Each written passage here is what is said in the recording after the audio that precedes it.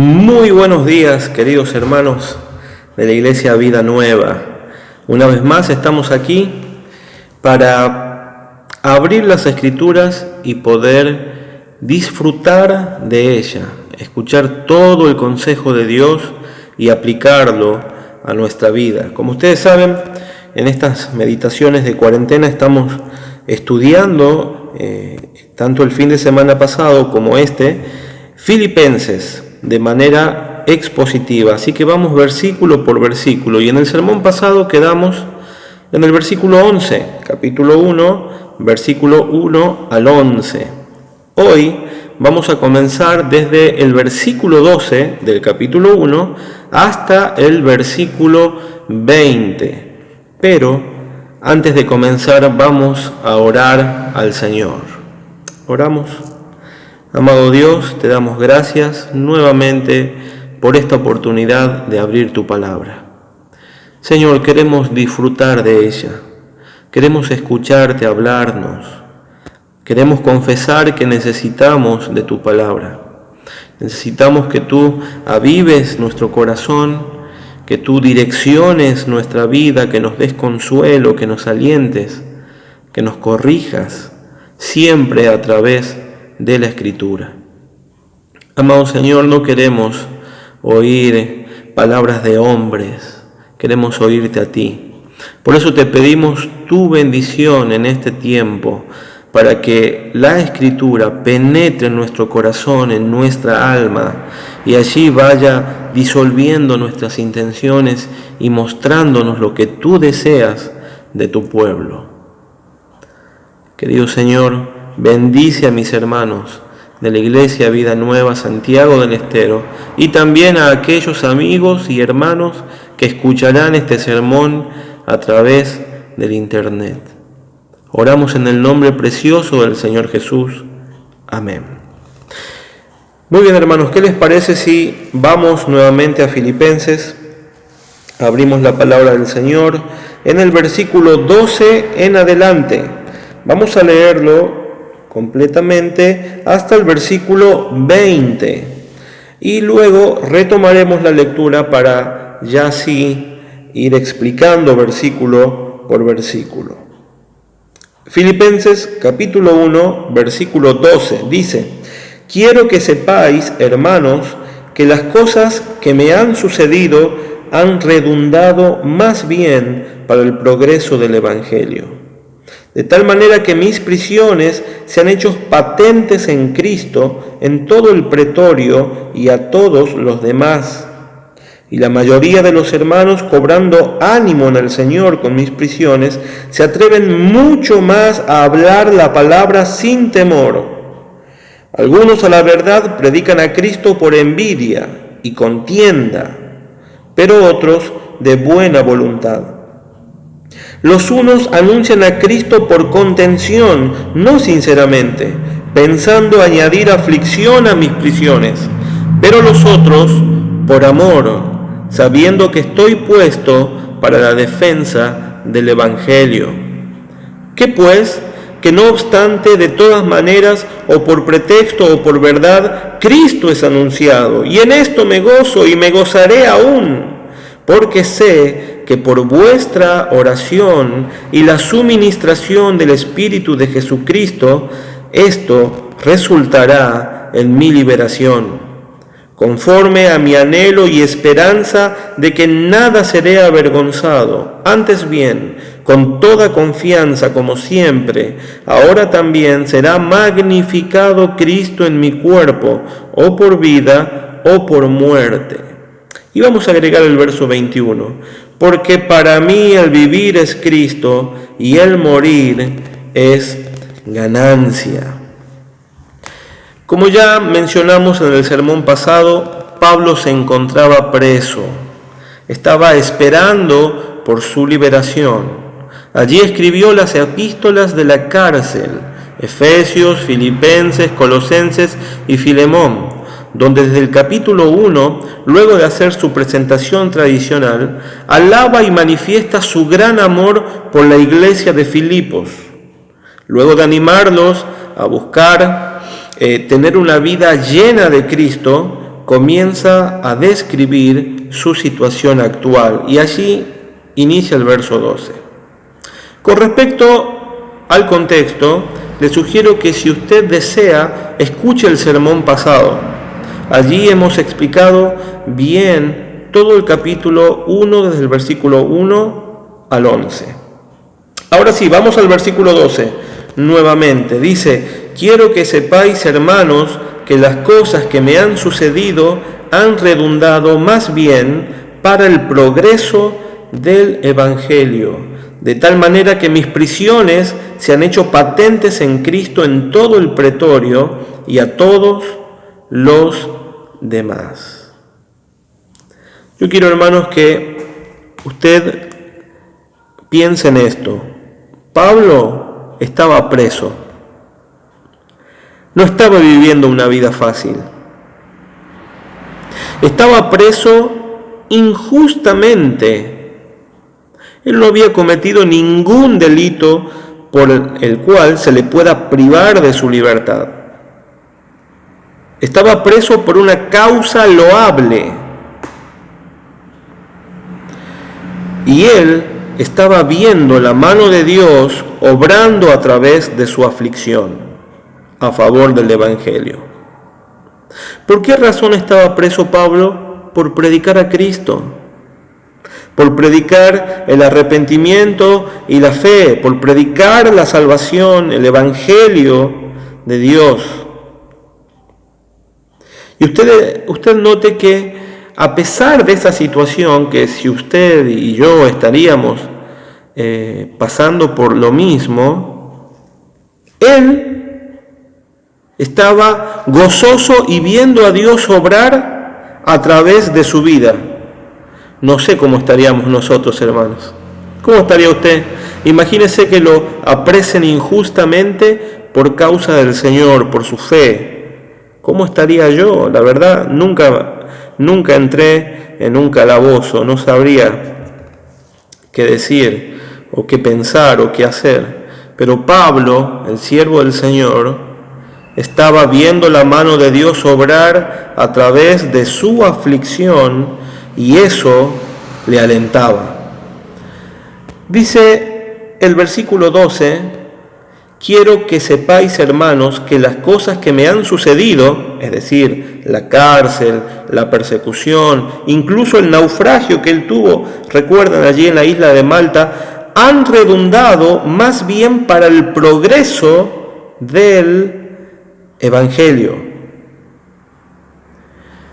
Miren, hermanos, si pudiéramos ver con ojos terrenales cuán importante para la obra era Pablo, lamentaríamos su encarcelamiento.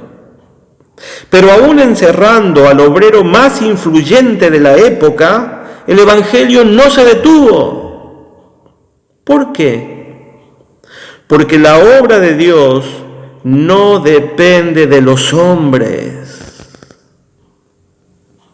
Parecería ser que la estrategia más eficaz para detener el Evangelio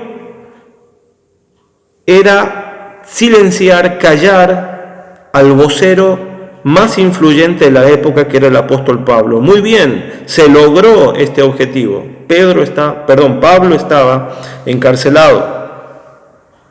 Bueno, por lógica, el Evangelio debería retroceder, pero esto no pasaba, no sucedía así. Dice el apóstol que toda esta situación se vio en beneficio para el progreso del Evangelio. ¿Y por qué? Como dije recién, porque la obra de Dios no depende de los hombres.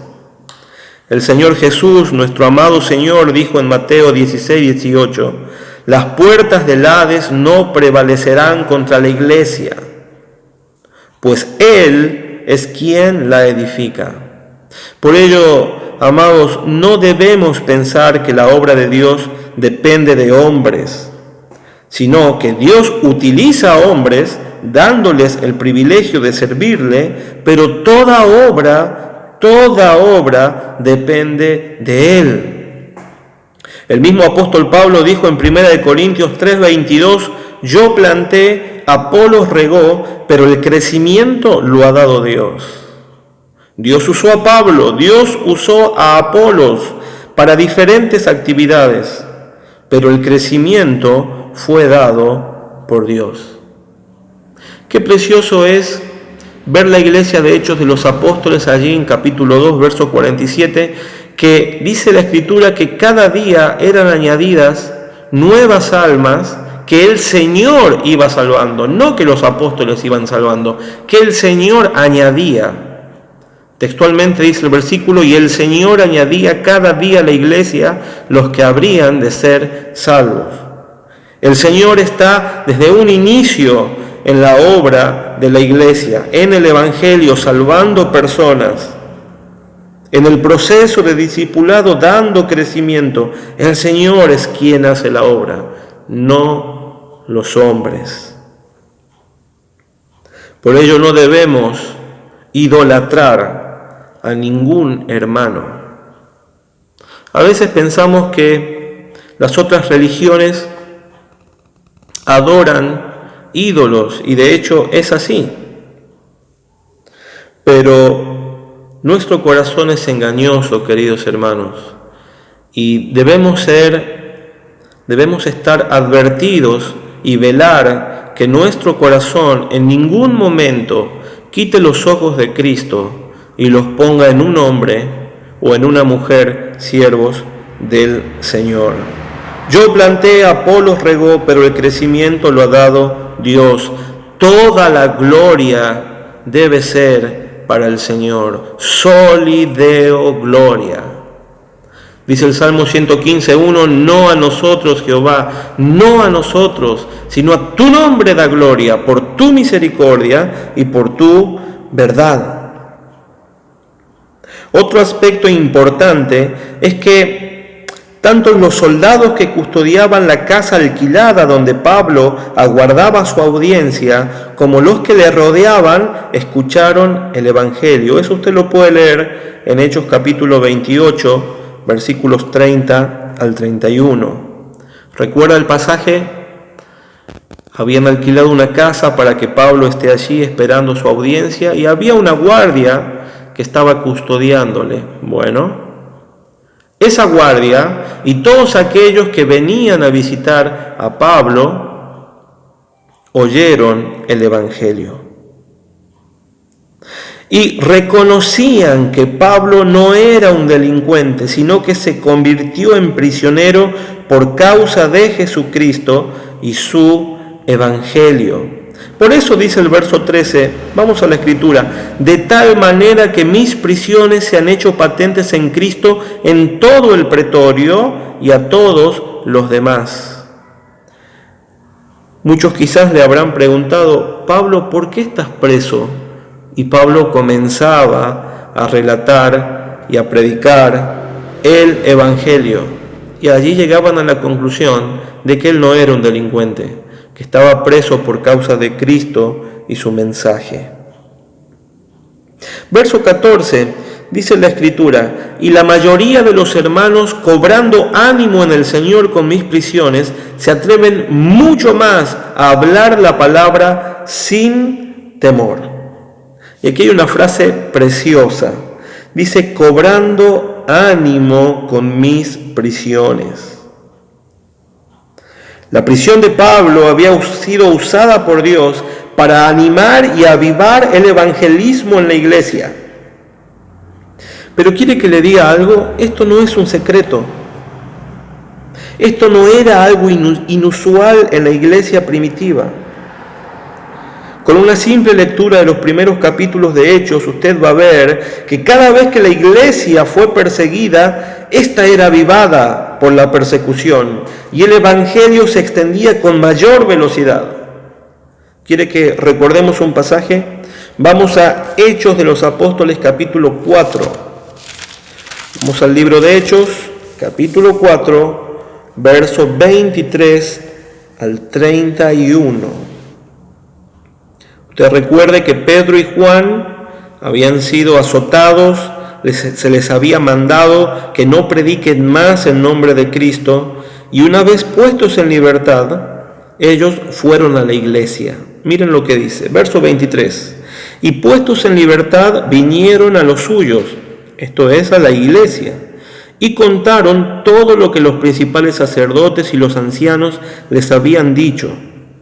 Y ellos, habiéndolo oído, alzaron unánimes la voz a Dios y dijeron: Soberano Señor, tú eres el Dios que hiciste el cielo y la tierra, el mar y todo lo que en ellos hay, que por boca de David tu siervo dijiste: ¿por qué se amotinan las gentes y los pueblos piensan cosas vanas? Se reunieron los reyes de la tierra y los príncipes se juntaron en uno contra el Señor y contra su Cristo. Porque verdaderamente se unieron en esta ciudad contra tu santo Hijo Jesús, a quien ungiste, Herodes y Poncio Pilato, con los gentiles y el pueblo de Israel, para hacer cuanto tu mano y tu consejo habían antes determinado que sucediera.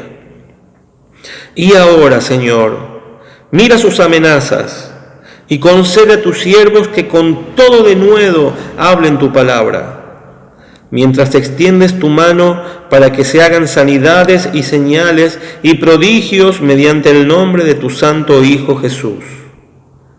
Cuando hubieron orado, el lugar en que estaban congregados tembló y todos fueron llenos del Espíritu Santo y hablaban con denuedo la palabra de Dios. Qué gran ejemplo la iglesia primitiva. Bueno, hermanos, ustedes saben que nuestra iglesia persigue este modelo de iglesia relatado en Hechos de los Apóstoles. Es nuestro anhelo imitar a nuestros hermanos que fueron, como dice la misma Escritura, los que perturbaron o trastornaron el mundo llevando el Evangelio.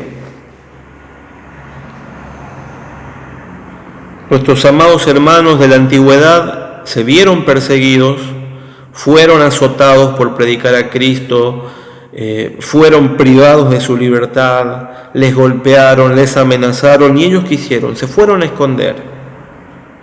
Dice así la Escritura, no.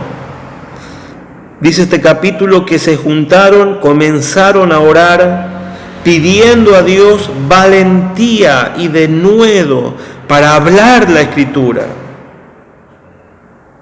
Y dice el versículo 31 que después de que estuvieron orando, con un espíritu humilde, sumiso a Dios, con un espíritu que buscaba agradar a Dios, obedecer a Dios, Dios se los concedió. Una señal sobrenatural fue que el lugar donde estaban congregados tembló.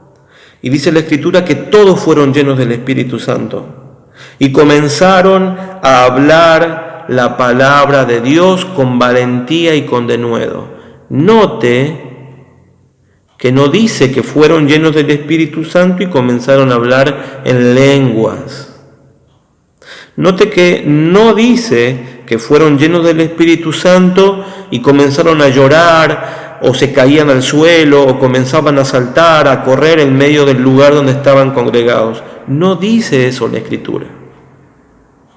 La Escritura dice que una vida llena del Espíritu Santo se refleja en que vive y habla la palabra de Dios. Ellos recibieron lo que pedían.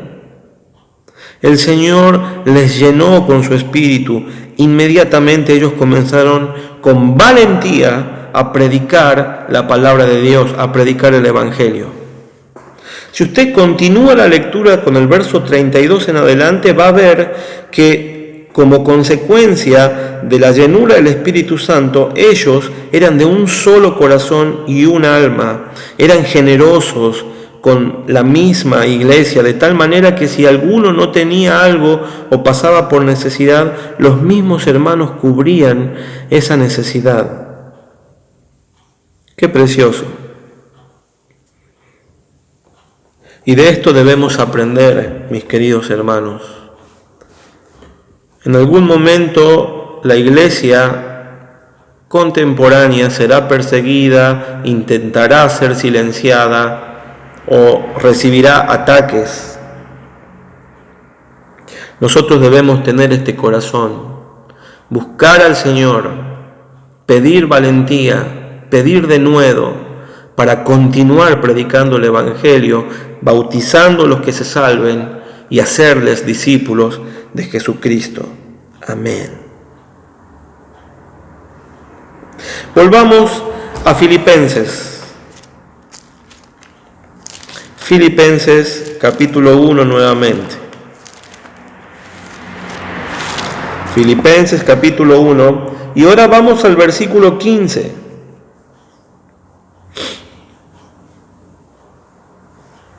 Dice: algunos a la verdad predican a Cristo por envidia y contienda, pero otros de buena voluntad. Los unos anuncian a Cristo por contención, no sinceramente, pensando añadir aflicción a mis prisiones, pero los otros por amor, sabiendo que estoy puesto para la defensa del Evangelio.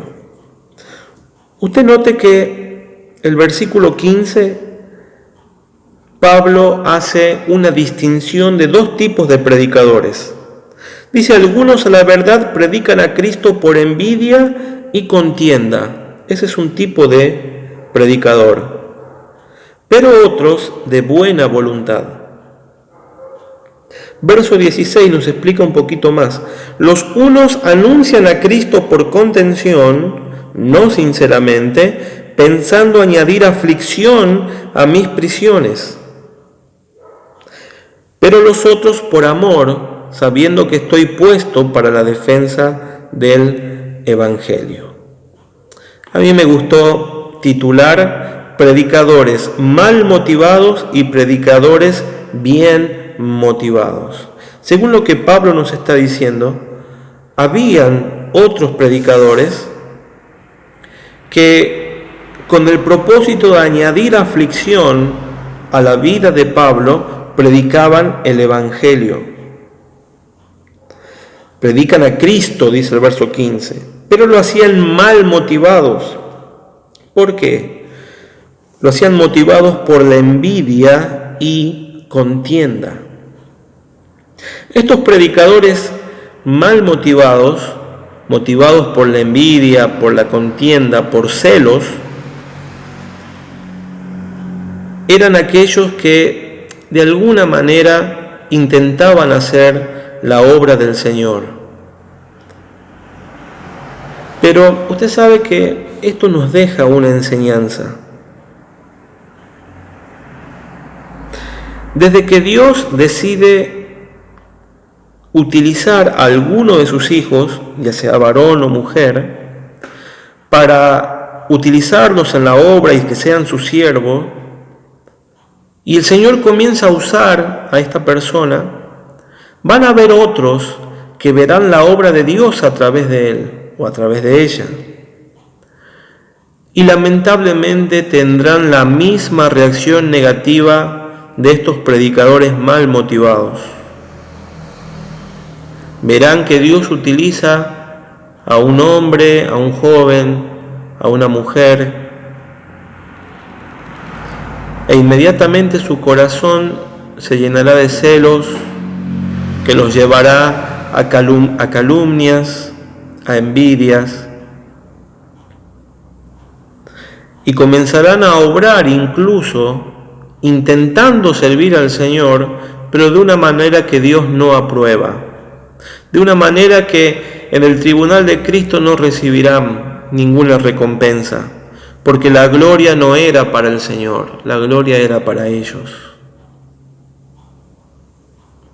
Estos predicadores quizás pensaban: ahora que Pablo está encerrado, que el gran apóstol de Dios está preso, ahora yo puedo tener protagonismo, puedo ganar adeptos, puedo ganar discípulos. Eso es vanagloria. Y comenzaban a predicar a Cristo. Ahora, hermanos, ¿cómo debemos reaccionar nosotros ante esta situación? ¿Alguna vez usted se encontró calumniado por otros hermanos por celos, por envidias? ¿Alguna vez usted fue el foco de guerra, de discusión, por cómo Dios le está usando a usted y otros han tenido celos o envidias, ¿cómo debemos reaccionar? Bueno, esto nos enseña el Señor en Primera de Pedro. Vamos allí, por favor. Primera de Pedro, capítulo 2. Primera carta de Pedro, capítulo 2, versículo 20. Dice, pues, ¿qué gloria es si pecando sois abofeteados y lo soportáis? Mas si haciendo lo bueno sufrís y lo soportáis, esto ciertamente es aprobado delante de Dios. Pues para esto fuisteis llamados, porque también Cristo padeció por nosotros, dejándonos ejemplo para que sigáis sus pisadas, el cual no hizo pecado ni se halló engaño en su boca, quien cuando le maldecían no respondía con maldición, cuando padecía no amenazaba, sino encomendaba la causa al que juzga justamente. Y aquí está en el verso 23 lo que debe ser nuestra actitud. Es una realidad que en la iglesia de Cristo, hermanos inmaduros encienden en celos su corazón en contra de otro hermano. Es una realidad lamentable. Incluso entre iglesias, algunas iglesias ven como competencia a otra iglesia del Señor. ¡Qué vergüenza!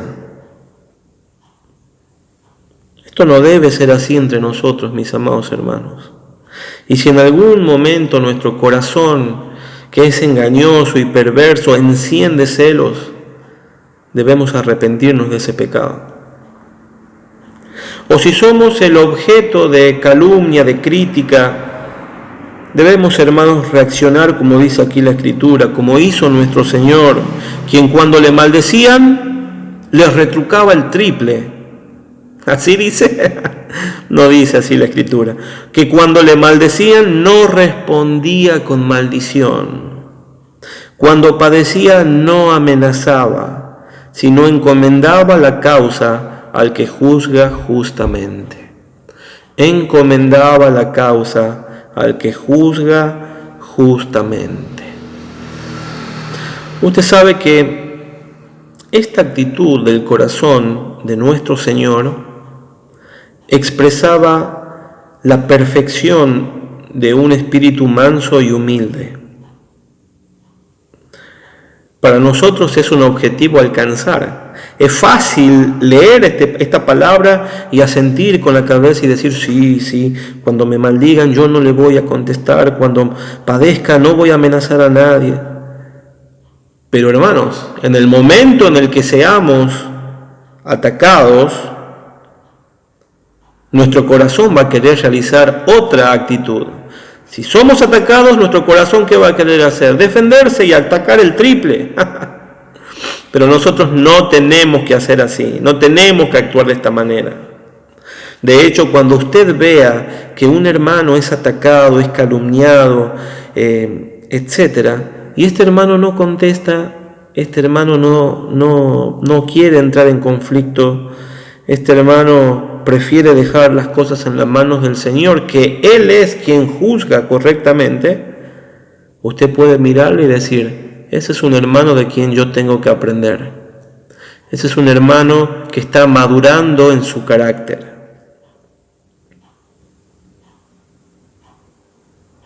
La mayoría de los creyentes inmaduros, cuando son atacados, responden. Cuando son criticados, responden, o mejor dicho, respondemos. Pero debemos procurar, hermanos, dejar este espíritu contencioso y orgulloso, y más bien ser mansos y humildes de corazón, como nuestro Señor. ¿Se acuerda de su palabra? Aprended de mí, que soy manso y humilde de corazón.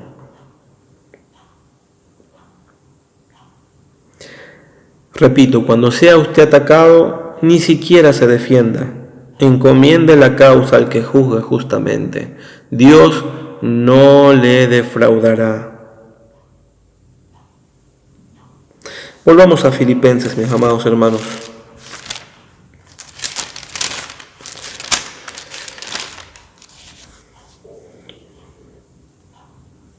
Dice el verso 17 que estaban los otros, los verdaderos hermanos, aquellos que sí eran maduros y que Dios obraba en ellos, de tal manera que, sabiendo que Pablo estaba puesto para la defensa del Evangelio, ellos predicaban al Señor por amor a Cristo, por amor a Pablo y para que el Evangelio continúe extendiéndose. Dice el verso 15, pero otros de buena voluntad. Los unos anuncian a Cristo por contención, no sinceramente, pensando añadir aflicción a mis prisiones, pero los otros por amor, dice el verso 17, sabiendo que estoy puesto para la defensa del Evangelio. Pero los otros por amor. Como recién les decía, estos eran verdaderos creyentes, que eran avivados por Dios y tomaban aliento con el ejemplo de Pablo y predicaban a Cristo. Esto sin dudas era reconfortante para el corazón del apóstol. Y esto lo manifiesta en el verso 18. Miren lo que dice: ¿qué pues? Que no obstante, de todas maneras, o por pretexto o por verdad, Cristo es anunciado, y en esto me gozo y me gozaré aún. Pablo se gozaba en que de cualquier manera, por contención u honestamente, Cristo era anunciado, y eso le hacía feliz. Y ahora, note algo. ¿Por qué decimos que Pablo aceptaba? Porque esta expresión que él tiene en el verso 18 es de aceptación. ¿Aceptaba la predicación de aquellos maestros mal motivados? ¿Sabe por qué? Porque predicaban el verdadero evangelio. Estaban mal motivados, pero predicaban a Cristo. Algunos teólogos creen que estos eran los judaizantes, pero permítame opinar. Personalmente no creemos que eran los judaizantes, porque los judaizantes eran aquellos judíos que decían creer en Cristo, pero que a su predicación añadían que para ser salvos se debía guardar la ley de Moisés, es decir, salvación por obras. Fe en Cristo y salvación por obras. Eso es un falso evangelio. Personalmente creo que Pablo no se gloriaría, no estaría feliz si alguien predicara un falso evangelio. Más bien parecería decir el verso 18 que Pablo aprobaba el fin, el objetivo, que era predicar a Cristo, aunque estén mal motivados. Y eso le hacía feliz, porque la causa de él, la causa de la iglesia, la predicación del evangelio, continuaba sobre rieles y seguía expandiéndose. Está bien, algunos estaban mal motivados, buscaban su vanagloria, buscaban ser reconocidos. Y otros lo hacían simplemente por amor a Cristo y amor a Pablo y a la iglesia. La vanagloria.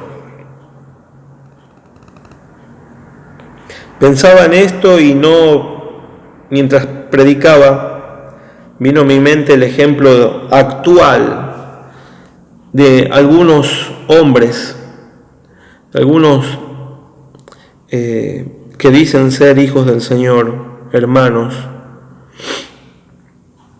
que buscan vanagloria. Y a la palabra o a la descripción como siervo del Señor, la han desechado y han puesto otros adjetivos que los califican buscando ser más prominentes. ¿Cómo le suena la palabra profeta, apóstol? Oh, el apóstol Mauricio. Aquel que era apóstol y que Dios le usó en gran manera como el apóstol Pablo, se identificaba como siervo. Nuestro amado Salvador, el Rey de la Gloria, el Príncipe de los pastores, se identificó como un siervo, ¿se acuerdan? ¿Se acuerda cuando él se ciñó allí la toalla a la cintura y se agachó y le lavó los pies a sus apóstoles? ¿Por qué entonces nosotros, que no somos superiores al Señor ni al apóstol Pablo, deseamos que las luces estén enfocando nuestro rostro y que los demás puedan ver cuán buenos somos en nuestra oratoria, en nuestra homilética, en nuestra hermenéutica? No, hermanos. Si usted busca la gloria suya, usted no va a ser usado por el Señor. Si usted quiere ser primero, va a terminar siendo el último. Quiero animarle a usted y advertirme a mí mismo que debemos buscar siempre que Cristo sea glorificado, no nosotros. Somos simples vasos de barro que Dios, por su gracia, decide utilizarnos. Vamos al verso 19, ya para ir terminando. Dice: porque sé que por vuestra oración y la suministración del Espíritu de Jesucristo, esto resultará en mi liberación, conforme a mi anhelo y esperanza de que en nada seré avergonzado, antes bien, con toda confianza, como siempre, ahora también será magnificado Cristo en mi cuerpo, o por vida o por muerte, porque para mí el vivir es Cristo y el morir es ganancia. Usted sabe que aquí en el verso 19 hay una palabra muy linda. Dice: porque sé que por vuestra oración y la suministración del Espíritu de Jesucristo, esto resultará en mi liberación. Bueno, esta palabra liberación ha sido traducida del griego y también podría tener una connotación como salvación o como bienestar. Pablo creía que por las oraciones de la iglesia y el consuelo, la participación del Espíritu Santo en él, toda esta situación difícil de estar preso y aguardar su audiencia ante el emperador le resultaría en su bienestar. Y ahora note lo que contempla esta palabra bienestar. Nosotros pensamos, con una primera aproximación, es de que él sea libre, sea liberado, pero es más profundo que esto. Pablo creía que ya sea que se decida su liberación, él alcanzaría el bienestar, su bienestar, y su honra le sería devuelta.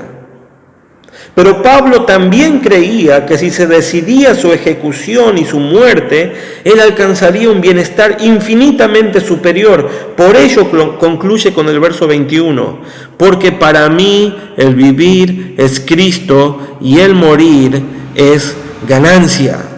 Porque para mí el vivir es Cristo y el morir es ganancia. ¡Qué hombre espiritual que era Pablo!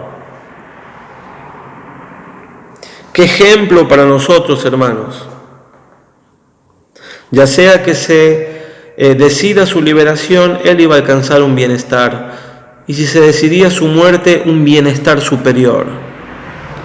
Toda la vida de Pablo, él perseguía, corría con el objetivo de que Cristo sea exaltado. ¿Es así en su vida? ¿Es así en mi vida? Usted y yo, queridos hermanos, debemos morir cada día a nuestra carne y a nuestros deseos y vivir para Cristo. De hecho, eso se manifiesta en las pequeñas cosas. A veces cuando despertamos, lo primero que hacemos es revisar nuestro celular, preparar el desayuno o lo que fuere, y al Señor lo dejamos para el último. Qué triste. A veces cuando obtenemos el dinero fruto de nuestro trabajo, pensamos en nosotros primeramente y no en ayudar a algún hermano o alguna hermana que esté pasando por necesidad. Un corazón egoísta. A veces creemos que somos los dueños de nuestra vida y de nuestro tiempo y al Señor le damos una pequeña porción, contada con el reloj, donde nos concentramos medianamente en leer la Escritura y orar algunas palabras. Qué mediocres, qué triste que la iglesia del Señor no le tenga en primer lugar. Qué triste que estemos más pensando en los minutos que está durando la predicación y evaluando que el hermano no pase los 40, los 50 minutos antes que gozarnos en lo que el predicador, sea cual fuere, esté predicando. Antes de estar mirando, evaluando, pensar, Señor, ¿qué me quieres hablar? Lo que está diciendo este varón desde el púlpito, ¿qué palabra hay para mí? Aplícala a mi corazón, aplícala a mi vida. Esa debe ser nuestra actitud. Por eso, hermanos, quiero llamarlos al arrepentimiento, si el Espíritu le ha mostrado a usted en alguna de estas áreas que simplemente he mencionado. Si usted debe hacer algunos cambios, yo sí. ¿Cuántos cambios tengo que hacer? ¿Usted en su vida? ¿Será que Cristo ocupa el trono de su corazón? ¿O en el trono de su corazón está su familia, su propio esposo, su esposa, sus hijos, su trabajo? ¿Para quién vive usted? ¿Para el príncipe de este mundo? ¿Para el materialismo? ¿Para tratar de acaparar lo que más pueda de dinero y de riquezas y dejar a Cristo sentado en una esquina? Sépase que si usted vive para cada día obtener más bienes, el día del tribunal de Cristo usted tendrá que agachar su mirada al suelo y retirarse con vergüenza, porque le fue dado un talento, un don, y usted lo escondió en la tierra. Sépase que ese día no va a haber ninguna excusa. Usted no le va a poder decir al Señor, Señor, es que yo buscaba. No. ¿Le va a mentir a aquel que es la verdad? Quizás a su pastor le pueda mentir, a su amigo, a su líder, le pueda mentir. Y el pastor cuando le dice, hermano, ¿por qué no te congregaste hoy? ¿Por qué no viniste? O ahora que estamos en pandemia y nos conectamos por las redes, ¿por qué no te conectaste? ¿Y usted qué le va a decir? Usted le puede mentir a su hermano, a su pastor, a su líder. Puede esconder la real intención de su corazón y poner de excusa otra cosa. Pero en el día de Cristo usted no va a poder mentir. Usted no va a poder ponerle una excusa. Porque los ojos del Señor calarán en lo más profundo de su alma. Y sería muy triste que usted tenga que alejarse avergonzado de nuestro amado Salvador. Pero qué precioso, hermanos, para usted que sirve al Señor, que le ama, que ama a su iglesia, que piensa, que está velando por el bienestar de sus hermanos. Qué precioso que será cuando Cristo le llame al estrado y usted se acerque con ojos llenos de lágrimas de agradecimiento y de adoración, y el Señor le diga, bien, buen siervo y fiel, en lo poco fuiste fiel, en lo poquito fuiste fiel, en lo mucho te pondré, entra en el gozo de tu Señor. Pero Señor, yo lo único que hacía era limpiar las sillas para que los hermanos se puedan sentar en la iglesia, y el Señor le responda, pero vos lo hiciste como si fuera para mí. Vos buscabas a través de esa simple actividad que mi nombre sea glorificado. Así que eres bienaventurado, entra en el gozo de tu Señor. Otros dirán, Señor, pero yo lo único que hacía era limpiar los baños, limpiar el piso. Y el Señor les responderá, pero vos lo hacías para mí, con un corazón honesto, no por vanagloria. Entra en el gozo de tu Señor, sé bienaventurado.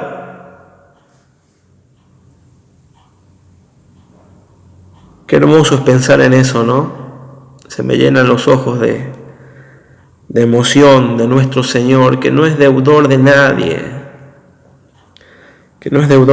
hermanos.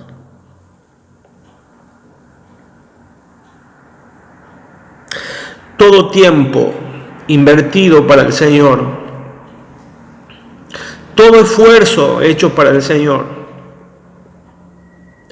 será recompensado. Será recompensado. Y esa debe ser, hermanos, nuestra esperanza, nuestra motivación, lo que nos impulsa a servir al Señor, su gloria. Que el Evangelio se siga extendiendo, que el Señor se siga glorificando, salvando almas del infierno.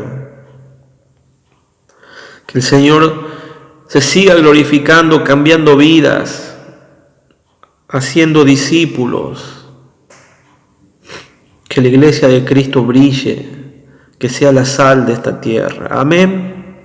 Amén, hermanos, amén. Vamos a terminar con una oración. Amado Señor, te damos gracias por tu palabra. Estamos felices, Señor, después de leerla, de meditarla. Nuestro corazón rebosa de alegría, de adoración. Gracias por la salvación. Gracias porque nos buscaste, Señor. Así como tu Padre buscó a Adán y a Eva, que estaban escondidos por su pecado allí en el Génesis, así también Él nos buscó y nos llevó hacia ti, amado Señor. Y Él obró en nuestro corazón, dándonos vida, dándonos fe para creer, y nos salvó. Gracias porque, como dice Efesios, fuimos escogidos desde antes de la fundación del mundo, para que fuésemos santos y sin mancha delante de Él. Gracias, Padre, porque nos has adoptado como tus hijos. Antes éramos enemigos, ahora somos hijos. Te alabamos, querido Dios. Gracias. Gracias, Padre, por tenernos paciencia, misericordia, por seguir limpiando nuestros pecados. Ayúdanos a madurar, a crecer.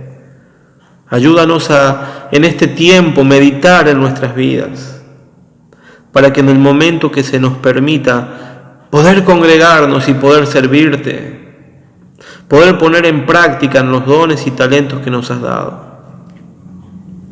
Amado Señor, bendice a nuestra iglesia.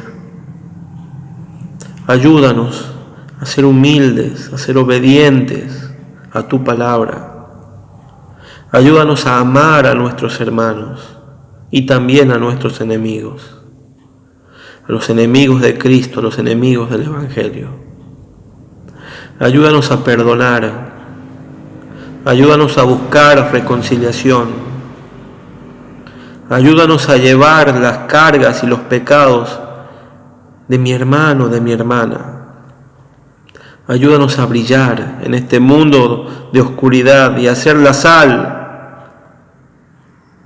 que tanto deseó nuestro amado Salvador.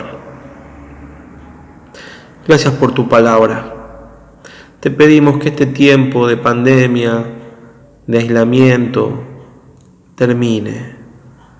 Por tu santa voluntad, Señor. Anhelamos congregarnos, anhelamos abrazar a nuestros hermanos, disfrutar de la comunión. Haz como bien te parezca, amado Padre. Oramos y te pedimos todo en el nombre del Señor Jesús. Amén, amén y amén. Muy bien, amada iglesia, estamos gozosos. Cada vez que se abre la palabra, el Espíritu Santo obra y toca nuestro corazón, va mostrándonos dónde debemos aplicar la Escritura.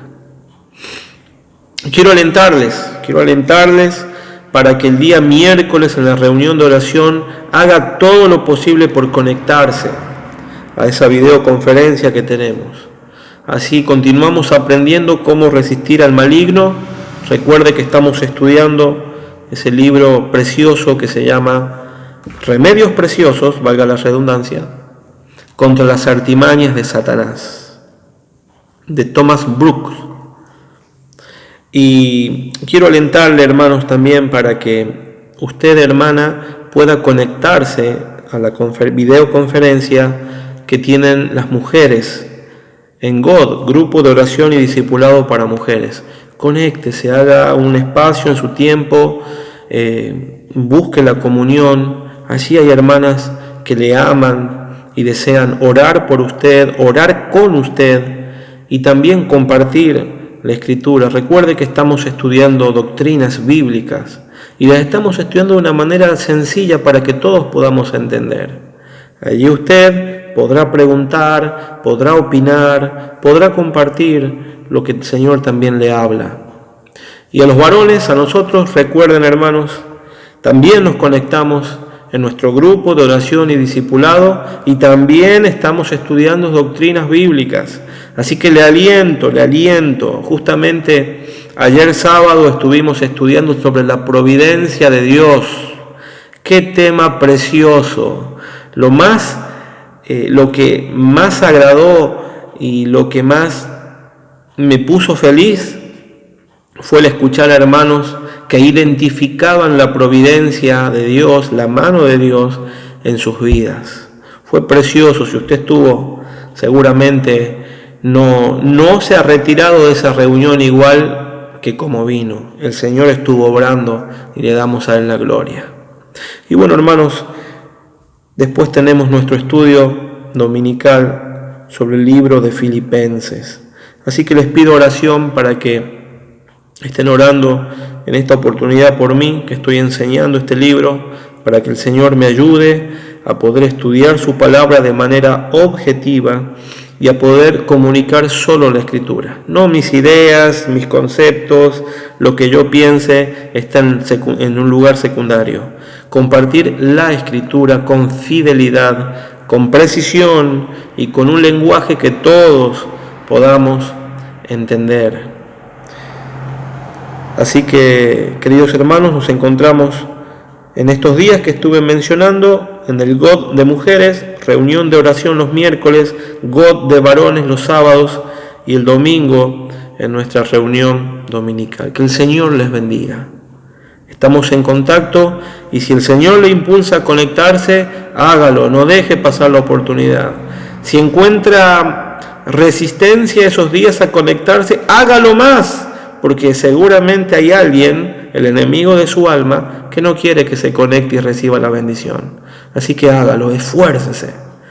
Le dejo un gran y afectuoso abrazo. Que el Señor les bendiga.